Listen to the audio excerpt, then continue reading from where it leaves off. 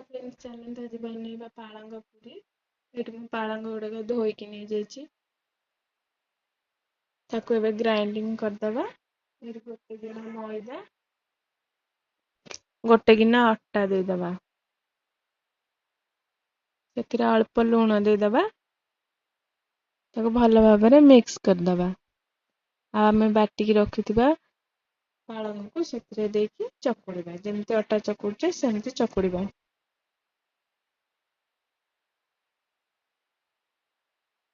एठी हम डोटा प्रस्तुत हो गलानी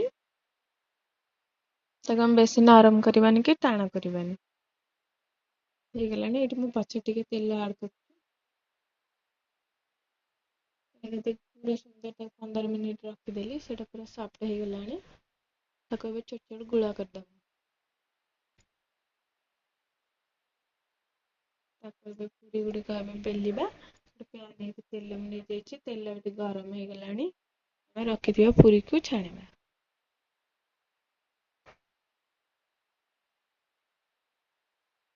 के सुंदर भाव में फुलुची पूरा ग्रीन ग्रीन कलर रही छुआ मैंने भी खुशी रे खाईदेवे।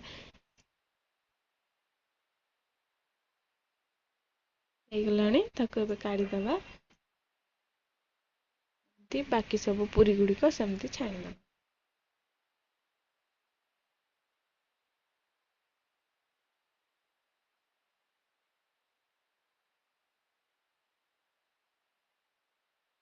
ହେଇଗଲା ଆମ ପାଳଙ୍ଗ ପୁରୀ। ଆପଣ ମାନେ ବି ଏମିତି ଟ୍ରାଏ କରନ୍ତୁ।